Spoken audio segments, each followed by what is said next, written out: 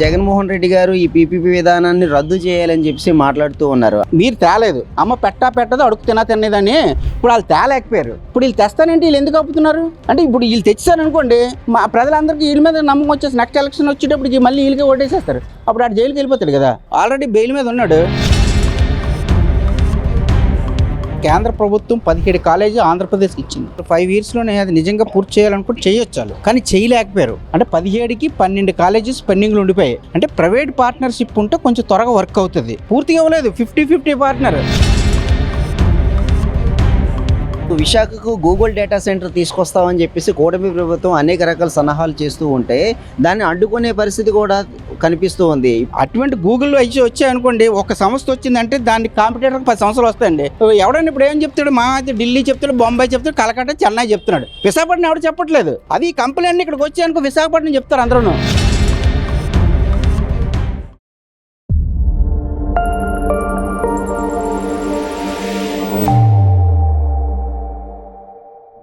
ఈ పీపీపీ విధానాన్ని కూటమి ప్రభుత్వం ఈ మెడికల్ కాలేజీలపై తీసుకొస్తూ ఉంటే, ఈ మెడికల్ కాలేజీ విషయానికి వస్తే జగన్మోహన్ రెడ్డి గారు ఈ పీపీపీ విధానాన్ని రద్దు చేయాలని చెప్పి మాట్లాడుతూ ఉన్నారు. అంటే దీన్ని పీపీపీ విధానాన్ని ఎలా చూడాలంటారు? ఈ పీపీపీ విధానం అంటే ఏంటి అసలు? ట్రిపుల్ విధానం అంటే పబ్లిక్ ప్రైవేట్ పార్ట్నర్షిప్ అండి. అంటే కొంత ప్రభుత్వం ప్రమేయం ఉంటుంది, కొంత ప్రైవేట్ వ్యక్తులకి ఇస్తారు. ఆ పార్ట్నర్షిప్లోనే బిజినెస్ చేస్తే ఏమవుతుందంటే త్వరితగతిన వాళ్ళు అనుకున్న ప్రాజెక్టులు పూర్తిగా అవుతాయి. అదే గవర్నమెంట్ దాంట్లో వెళ్ళారనుకోండి, ఫండ్స్ లేవని, మాకు సఫిషియెంట్ స్టాఫ్ లేరని చెప్పేసి వాళ్ళు అది డిలే అవుతుంది. గత ప్రభుత్వంలోనే కేంద్ర ప్రభుత్వం 17 కాలేజీ ఆంధ్రప్రదేశ్కి ఇచ్చింది. 17 కాలేజీలు ఇస్తే వాళ్ళు 5 ఇయర్స్లోనే అది నిజంగా పూర్తి చేయాలనుకుంటే చేయొచ్చాలు, కానీ చేయలేకపోయారు. ఓన్లీ 5 కాలేజెస్ వాళ్ళు పూర్తి చేయగలిగారు. అంటే 17కి 12 కాలేజెస్ పెండింగ్లు ఉండిపోయాయి. దానివల్ల ఏమైంది, డిలే అయిన కొద్ది ప్రాజెక్ట్ కాస్ట్ పెరిగిపోతూ ఉంటుంది. ప్రాజెక్ట్ ఇవాళ స్టార్ట్ చేసిన టెండర్ ఎక్కువ ఉంటుంది, నెక్స్ట్ ఇయర్కి వెళ్ళేటప్పుడు అది కాస్ట్ ఆఫ్ మెటీరియల్ పెరిగిపోతుంది. దానివల్ల ఆ కాంట్రాక్టర్ వాడు స్లో కట్టడం మానేస్తాడు బిల్లు రిలీజ్ అయ్యే వరకు. అంటే ప్రభుత్వ వర్క్ అంటే మీకు బిల్ త్వరగా రిలీజ్ అవ్వదు. సో బిల్ రిలీజ్ అవ్వకపోతే కాంట్రాక్టర్ వర్క్ చేయడు, దానివల్ల పెండింగ్లు ఉండిపోతాయి. పెండింగ్లు ఉండిపోతే ఎవరికి లాస్ అవుతుంది? అందులో మెడికల్ కాలేజీలు పూర్తి అవ్వలేదు అనుకోండి, అప్పుడు మనకు డాక్టర్లు ఇక్కడ ఉత్పత్తి అవ్వరు. అప్పుడు ఏమవుతారు, వాళ్ళు పక్క రాష్ట్రాలకి పక్క దేశాలకు వెళ్ళిపోయి చదువుకొని వస్తుంటారు. అంటే మన సంపదనంతా తీసుకెళ్లి వేరే దేశాల్లో కానీ ఇతర రాష్ట్రాల్లో కానీ పెట్టుకొని వస్తారు. అప్పుడు మనకి ఇక్కడ ఉన్న మనం వైద్య సదుపాయాలు ఉండక చాలా మంది చనిపోతారు. సో ఆ విధాన్ని రద్దు చేసి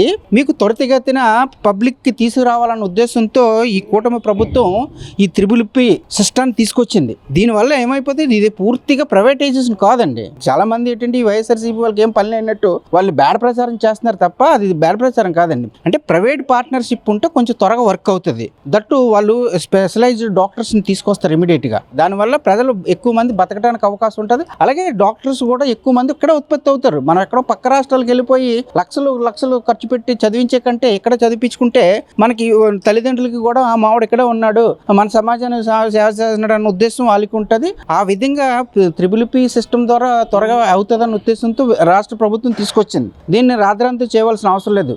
దట్టు ఏంటంటే మీకు ఇది ప్రైవేట్ పార్ట్నర్షిప్లోకి వెళ్ళిపోదండి. ఒక పీరియడ్ ఉంటుంది, 22 ఇయర్స్ 33 ఇయర్స్ ఎంత టర్మ్ ఇస్తారు. ఆ టర్మ్ వరకు ప్రైవేట్ వ్యక్తులకి ఆఫ్ ఉంటుంది, ఫుల్లే ఉండదు. ఇందులో ఆఫ్ వచ్చి ప్రైవేట్ వ్యక్తులు దాంట్లో ఉంటుంది. అది 33 ఇయర్స్ అని అనుకున్నారు అనుకోండి అగ్రిమెంట్ ప్రకారంగా, ఆ 33 ఇయర్స్ తర్వాత మళ్ళీ టోటల్ గవర్నమెంట్ అయిపోతుంది. దాంట్లో ఇంకా ప్రైవేటైజేషన్ ఉండదు. అప్పుడు 33 ఏళ్ళ తర్వాత ఈ 33 ఏళ్ళు ఇప్పుడు మీకు NH5 రోడ్లే వేస్తారు, వాళ్ళు ప్రైవేట్ పబ్లిక్ ఈ సిస్టంలోనే వేస్తారు. గత ప్రభుత్వం మొదలు పెట్టింది 17 కాలేజీలకి 5 కాలేజీలు కట్టారండి. బడ్జెట్ పెరిగిపోయింది. ఇప్పుడు ఆ కేంద్రం ఇవ్వదు, రాష్ట్ర ప్రభుత్వం ఇచ్చింది ఏం కాదు. ఇది కేంద్ర ప్రభుత్వం మన రాష్ట్రానికి కేటాయించిన కాలేజెస్. మీరు వాళ్ళు ఇచ్చిన ఫండ్ టర్మ్ లోనే మీరు పూర్తి చేయాలి. పూర్తి చేయకపోతే బడ్జెట్ పెరిగిపోతే మళ్ళీ వాళ్ళు ఎవరు మళ్ళీ అయిపోతాయి. ఇప్పుడు అలాంటప్పుడు మీరు 5 ఇయర్స్ లాస్ట్ 5 ఇయర్స్ లో మీకు 17 కాలేజీలు ఇస్తే మీరు 5 కాలేజీలు ఎందుకు కట్టారు? మిగతా కాలేజీలు ఎందుకు కట్టలేదు? ఇప్పుడు 8,500 కోట్లు మీకు ఎంత బడ్జెట్? అది పెద్ద బడ్జెటా కాదు కదా. పొలాల గట్ల మీద రాళ్ళు వేసారు, వాటి మీద మీ బొమ్మ వేసుకున్నారు, దానికో 3,000 కోట్లు ఖర్చు పెట్టారు, అవునా కదా. తర్వాత మీ పట్టాదారు పాస్ పుస్తకాల మీద మీ బొమ్మ వేసుకున్నారు, దానికి ఒక 5,000 కోట్లు ఖర్చు పెట్టారు. అలా డబ్బును వేస్ట్ చేశారు. ఆ డబ్బు అంతా తీసుకొచ్చి మెడికల్ కాలేజ్ పూర్తి చేసి అయిపోయింది కదా. అది చేయడం మానేశారు. ఈ పని అవ్వట్లేదు, కేంద్రం ఫండ్ రిలీజ్ చేయట్లేదు. అలా అలా ఉంచేస్తారా? అలా ఉంచేసి పాడైపోతాయి కదా, సగం సగం కట్టిన కాలేజీలు పాడైపోతాయి కదా. పెట్టడానికి ఇప్పుడు బడ్జెట్ లేదని అంటున్నారు. బడ్జెట్ నెలకు వస్తుంది పెరిగిపోద్ది అప్పటికి.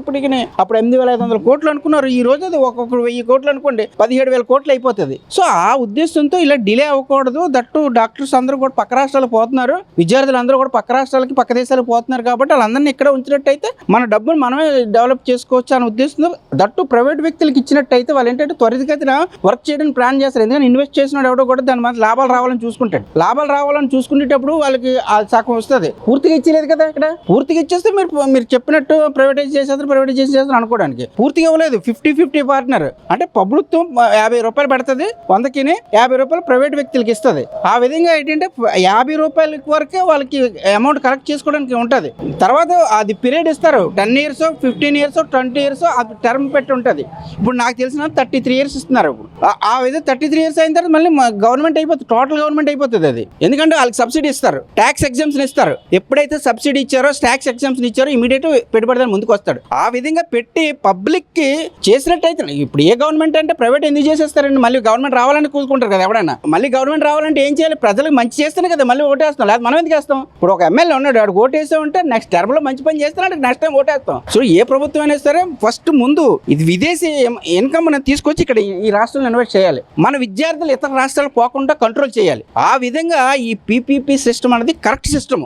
ఎందుకంటే రెస్పాన్సిబిలిటీ గవర్నమెంట్కి ఉంటుంది, రెస్పాన్సిబిలిటీ ప్రైవేట్ వ్యక్తికి కూడా ఉంటుంది. గవర్నమెంట్ అనుకున్న టైంకి, ప్రాజెక్ట్ టైంకి ఫండ్ రిలీజ్ చేయలేదు అనుకోండి, ప్రైవేట్ వ్యక్తి కోర్టులో కేసు వేస్తాడు. కోర్టులో కేసు వేసారు, నేను ప్రాజెక్ట్ నాకు ఇచ్చావు, నేను పూర్తి చేశాను, నువ్వు నా డబ్బులు ఎందుకు ఇవ్వలేదు అని అడుగుతాడు. అలాగే గవర్నమెంట్ కూడా ప్రైవేట్ వ్యక్తికి ఇచ్చిన తర్వాత ప్రాజెక్ట్ పూర్తి చేయలేదు అనుకోండి, ఆ బిల్ శాంక్షన్ చేయరు. మీకు ఏ ప్రాజెక్ట్ చూడండి, మీకు ఇరిగేషన్ ప్రాజెక్ట్ కానివ్వండి, రోడ్స్ కానివ్వండి, అన్ని ప్రాజెక్టులు మీకు ఈ సిస్టమ్ ద్వారా అయితేనే పబ్లిక్ అందరూ ఇన్వాల్వ్ చేసినట్టు అవుతుంది, ఇన్వెస్టర్స్ ఇన్వాల్వ్ చేసినట్టు అవుతుంది. విదేశీ ఇన్కమ్ అంతా ఇక్కడ తీసుకొచ్చి పెట్టొచ్చు. లేకపోతే ఇప్పుడు ఏం చేస్తున్నారు, ఒకడైతే వెళ్తాడు బెంగళూరు పెట్టుకుంటున్నాడు, ఒకటి తీసుకెళ్ళి అమెరికాలో పెట్టుకుంటున్నాడు. వీళ్ళు ఏం చేశారు, మన లాస్ట్ టైం ఆ లెక్కర్ అమ్మేసిన డబ్బు అంతా తీసుకెళ్ళి ఉగాండాలోనే ఐరన్ ఫ్యాక్టరీ కొన్నారు, మూసేసిన ఫ్యాక్టరీ. ఆ ఇన్వెస్ట్మెంట్ అంతా ఇప్పుడు ఇక్కడికి వస్తుంది కదా. ఇక్కడ ఉగాండాలో పెట్టిన ఇన్వెస్టర్ అక్కడ నీకు వస్తుందో రాదో తెలియదు, ఆ నిగ్రోలు నేను చంపేస్తారేమో తెలియదు. అదే నువ్వు ఇక్కడ పెట్టుకో, నువ్వు ఇక్కడ ఉంటావు, నీ ఇంటి దగ్గర ఉంటుంది, నీ డబ్బు నీకు డబ్బులో వస్తుంది అనుకుంటే ఇక్కడ పెట్టడా.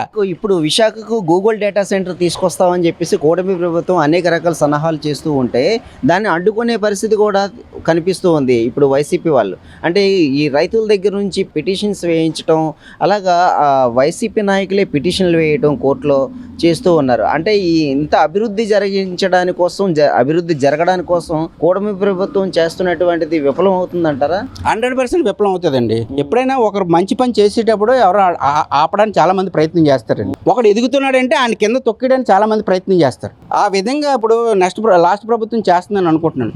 ఇప్పుడు మీరు తేలేదు, అమ్మ పెట్టదు అడుగు తినేదని ఇప్పుడు వాళ్ళు తేలేకపోయారు. ఇప్పుడు వీళ్ళు తెస్తానంటే వీళ్ళు ఎందుకు ఆపుతున్నారు అంటే, ఇప్పుడు వీళ్ళు తెచ్చారనుకోండి మా ప్రజలందరికీ వీళ్ళ మీద నమ్మకం వచ్చేసి నెక్స్ట్ ఎలక్షన్ వచ్చేటప్పటికి మళ్ళీ వీళ్ళకే ఓటేసేస్తారు. అప్పుడు ఆడు జైలుకి వెళ్ళిపోతాడు కదా, ఆల్రెడీ బెయిల్ మీద ఉన్నాడు. మరి నెక్స్ట్ కూడా గెలకపోతే పర్మనెంట్ జైలు వేసేస్తారు. ఇదివరకు 16 నెలలు ఉన్నాడు, ఇప్పుడు 16 సంవత్సరాలు దోచేస్తారు. 2 సంవత్సరాలు కంటిన్యూస్ జైల్లో ఉంటే ఇంకా ఎలక్షన్లో కంటెస్ట్ చేయడానికి లేదు భారత రాజ్యాంగం ప్రకారంగా. సో వీళ్ళు ఏంటంటే ఇప్పుడు వాళ్ళకి మంచి పనులు చేస్తారు అనుకోండి, అంత అభివృద్ధి చేస్తారు అనుకోండి, నెక్స్ట్ ఓటు ఎవరైనా చేస్తారు. ఇక్కడ మన నియోజకవర్గంలో ఉన్నాడు ఎమ్మెల్యే, ఆయన 4 సార్లు ఎందుకు గెలిపించాం? ఇప్పుడు ఆయన ఏదో మంచి పని చేశాడనే కదా చేసాం. మా ఎంపీ ఉన్నాడు, లాస్ట్ ఎంపీ ఉన్నాడు, మరి మన ఎమ్మెల్యే పోటీ చేస్తే డిపాజిట్లు పోయాయి, ఎందుకు పోయి? ఇప్పుడు అది ఆలోచిస్తారు. ఎప్పుడైనా సరే ఒక వ్యక్తి మనకు మంచి చేస్తున్నాడంటే ఆయనే మనం చూస్ చేస్తాం. ఫ్రెండ్షిప్ అయినా సరే, ఇప్పుడు ఒక ఫ్రెండ్ ఉన్నాడు, ఆడు మన వెనకాతలు మనం పొడుస్తున్నాడు అనుకోండి, అప్పుడు ఏం చేస్తాం, తప్పించేస్తాం కదా. తప్పించి కొత్త ఫ్రెండ్ ఎవరో మంచి మన కష్టాలు ఉంటే అప్పుడు ఉన్నవాడే ఫ్రెండ్, అంతే కదా. ఆ విధంగా ఎవరైతే మనకి మంచి చేస్తున్నాడో, ప్రభుత్వం కానీ ఏ విషయమైనా కావచ్చు, ఆడనే కదా మనం పక్కన పెట్టుకుంటాం. ఆ విధంగా ఎప్పుడైనా సరే ఏ ప్రభుత్వం అయినా సరే, ఈ ప్రభుత్వం కాదు, ప్రజలకి అభివృద్ధికి ముందుకెళ్లే విధంగా వాళ్ళకి అన్ని సౌకర్యాలు కూడా తక్కువ ఖర్చుతో తక్కువ టైంలో వచ్చేది ఎవరు చేస్తారో వాళ్ళకి ఓటేస్తాం కదా. ఆ విధంగా వెళ్తున్నారు, దాన్ని వీళ్ళకి అడ్డుకట్టేస్తారు, ఎందుకంటే ఓడిపోయారు కదా. ఇప్పుడు మళ్ళీ వాళ్ళు మంచి పని చేస్తారు అనుకోండి, ఇప్పుడు ప్రస్తుత ప్రభుత్వం ఈ నెక్స్ట్ వీళ్ళు ఎన్నుకోరు కదా, మళ్ళీ వాళ్ళే ఎన్నుకుంటారు. ఇంకా వీళ్ళు పని అయిపోతుంది అన్న ఉద్దేశంతో వాళ్ళు గూగుల్ ఆపేస్తానండి. ఇప్పుడు గూగుల్ వచ్చినట్టయితే మనకి ఎంత బెనిఫిట్ తెలుసండి. మనది విశాఖపట్నం అన్నది భారతదేశంలో అత్యంత ఫాస్టెస్ట్ గా అభివృద్ధి చెందుతున్న నగరం.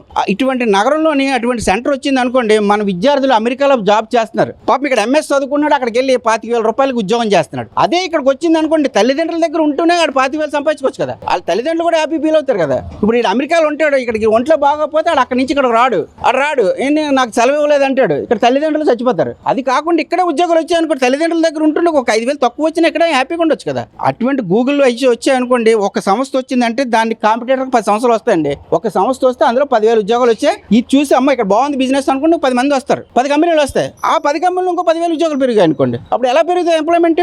మనకి విశాఖపట్నం ఉత్తరాంధ్రలోని స్కిల్ ఉన్న పర్సన్స్ అనేక మంది ఉన్నారు, అన్ని రంగాల్లోని. విద్యార్థులకి ఉపాధి లేక చాలా మంది ఉన్నారు. విద్యార్థులే కాదు, నార్మల్ పర్సన్స్ కూడా ఉద్యోగాలు లేక ఇదివరకు అయితే ఈస్ట్ గోదావరి వెస్ట్ గోదావరి అటువైపు వెళ్ళిపోయారు. ఇప్పుడు వెళ్ళట్లేదు కదా, వాళ్ళు ఎక్కడ పని చేస్తున్నారు. కొంతమంది చెన్నై కూడా వెళ్ళిపోయిన పరిస్థితులు ఉన్నాయి. ఇప్పుడు అట్లా కాకుండా ఇటువంటి వచ్చారనుకో విద్యార్థులకు ఇక్కడే ఉద్యోగాలు వస్తాయి. ఒక కంపెనీ వస్తే 10 కంపెనీ వస్తే 10 కంపెనీకి 100 యాన్సిలరీ కంపెనీస్ వస్తాయి. ఇప్పుడు మీరు గూగుల్ పెట్టారనుకోండి, అందులో ఎంప్లాయీస్ ఉంటారు, వాళ్ళు ఉంటారు, నివసించడానికి ఇల్లు కావాలి కదా, అద్దెలు పెరుగుతాయి కదా ఇల్లు. అలాగే హోటల్స్ కావాలి కదా వాళ్ళు తిండి తినడానికి. అలాగే ట్రాన్స్పోర్టేషన్ వెహికల్స్ కావాలి కదా, వెహికల్స్ వస్తాయా అంటే వెహికల్ కొనడానికి పెట్టుబడిదారులు వస్తారా? అందులో పనిచేయడానికి మళ్ళీ ఎంప్లాయ్మెంట్ ఉంటుందా? హోటల్స్ ఉంటాయా, హోటల్లో పనిచేయడానికి ఎంప్లాయ్మెంట్ పెరుగుతుందా? హోటల్ కట్టడానికి ఇన్వెస్టర్ వస్తారు కదా, డబ్బు ఎక్కడో దాచిని తీసుకొచ్చి హోటల్ పెడతాడు కదా. అట్లా ఎందుకు ఆలోచించట్లేదు? మల్టీనేషనల్ కంపెనీ ఏమన్నా కూడా ఇక్కడ విశాఖపట్నం వస్తే విశాఖపట్నం సిటీ పెరుగుతుంది. బెంగళూరుకి ఈ రోజు అంత పేరు రావడానికి కారణం ఏంటి? సిలికాన్ సిటీ అక్కడ అయింది కాబట్టి ఇప్పుడు అయింది. ఒకప్పుడు బెంగళూరు ఎంత ఉండేది, ఇప్పుడు ఎలాగైపోయింది? హైదరాబాద్ ఇది వరకు ఎలా ఉండేది, ఇప్పుడు ఎలాగైంది? అలాగే విశాఖపట్నం కూడా డెవలప్ అయింది అనుకోండి. ఎవడైనా ఇప్పుడు ఏం చెప్తాడు? మా అయితే ఢిల్లీ చెప్తాడు, బొంబాయి చెప్తాడు, కలకత్తా చెన్నై చెప్తున్నాడు. విశాఖపట్నం ఎవడు చెప్పట్లేదు. అది కంపెనీ అన్ని ఇక్కడికి వచ్చాయనుకో విశాఖపట్నం చెప్తారు అందరూ. ఆ విధంగా కంపెనీలు రానివ్వాలి, అందులో ఇన్వెస్ట్మెంట్ పెట్టుబడిదారులు రానివ్వాలి. ఆ రోజున మనకి ఎంప్లాయ్మెంట్ పెరుగుతుంది, మన విద్యార్థులు స్కిల్ పెరుగుతుంది, దేశవ్యాప్తంగా పెంచుతారు. దేశవ్యాప్తంగా ప్రపంచవ్యాప్తంగా వెళ్ళిపోతారు మన విద్యార్థులు. అంత స్కిల్ ఉంది ఇక్కడ ఉత్తరాంధ్ర ప్రజలకి, దాన్ని తొక్కేస్తున్నారు వీళ్ళు. కావున ఇటువంటి గూగుల్ కంపెనీ కానీ లేకపోతే ఇన్ఫోసిస్ కానీ ఇటువంటి మెనీ ఆఫ్ ద కంపెనీస్ ఇక్కడికి వస్తున్నాయి. ఇన్ఫోసిస్ అయితే ఇప్పుడు బెంగళూరు తీసేసి విశాఖపట్నం వచ్చేస్తాను అంటున్నాడు. ఎందుకంటే వాళ్ళకి కావాల్సింది ఏంటంటే తక్కువ లేబర్ రావాలి, తక్కువ ఇన్వెస్ట్మెంట్ రావాలి. ఆ విధంగా ఏ కంపెనీ చూస్తే ఏ పెట్టుబడిదారులను అలాగే చూస్తాడు. నాకు తక్కువ లేబర్ కావాలి, బిజినెస్ బాగా అవ్వాలి, ట్రాన్స్పోర్టేషన్ అన్ని విధాల ఫెసిలిటీస్ ఉన్నదా లేదు చూస్తారు. మనకు అదృష్టం ఏంటంటే అన్ని ఫెసిలిటీస్ ఉన్నాయి ఇక్కడ. మనకి ఎయిర్పోర్ట్ ఉంది, సీ పోర్ట్ ఉంది, ఎయిర్పోర్ట్ ఉంది, బస్ ఫెసిలిటీ ఉంది, ట్రైన్ ఫెసిలిటీ ఉన్నాయి. ఇన్ని ఫెసిలిటీస్ ఉన్నాయి కాబట్టి అంత అద్భుతమైన సిటీ ఎక్కడ లేదు. మీరు హైదరాబాద్లో సముద్ర తవ్వేస్తుంటే అవ్వదు కదా. మనకు న్యాచురల్గా వచ్చింది కాబట్టి ఇక్కడ ఉపయోగించుకుంటే సీ ఎక్స్పోర్ట్స్ మీకు ఎంత అవుతుందండి? విదేశాలకు, యూరోప్ కంట్రీకి, ఆఫ్రికన్ కంట్రీస్కి, లేకపోతే అమెరికన్ కంట్రీస్కి ఇక్కడ నుంచి ఐరన్ హోర్ కానీ ఏదైనా ఎక్స్పోర్ట్ చేశారంటే ఎంత ఇన్కమ్ వస్తుంది?